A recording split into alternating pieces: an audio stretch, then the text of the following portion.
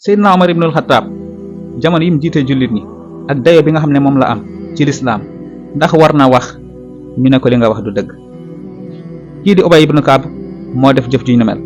lu waral loolu bul fàttee abonné di commentaire di partager et di laal kër bi di liker jaajëf. dafa am bés Seydina Omar toog moo ak magi saxaaba yi Ubay ibnu Kaab jàng benn aaya bii di min alladina stahaqa alayhim al awlayaan am na ñuy wax beneen aaya la. ala kulli haal ba mu jàngee aaya boobu ba noppi Omar ibnul Xataab ne ko kazabt maanaam waxoo dëgg. Ubay ibnu Kaab delloo Seydina Omar ne ko anta akzabt maanaam yow mii yaa waxul dëgg.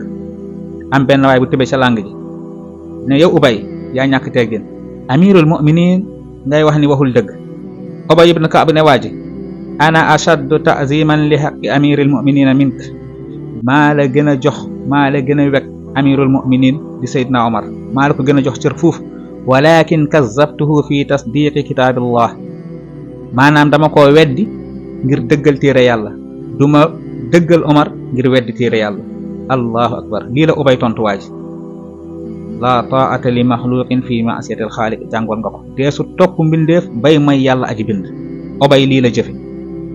léegi lan may réaction Seydina Omar ne Ubay sadaqta wax nga dëgg innama aradtu an ujarribakum hal minkum man yaqulu alxaq inda al amir.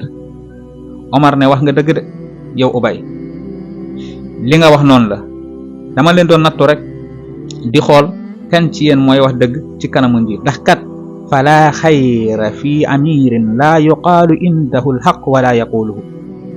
njiit loo xam ne du wax dëgg ña toog ak moom duñu wax dëgg njiit loolu nekkul njiit lu baax. yàlla nañ yàlla musal ci njiit lu mel noonu. loolu laa doon natt di xool ndax newut ci yéen. xam nga am na ñoo xam ne dañoo am complexe ci kanamu buur wala président wala njiit wala sax seen directeur wala seen patron ba tax duñ ko ñemee wax yenn dëgg yi. complexe googu la Omar doon xool ndax newut ci saxaaba yi.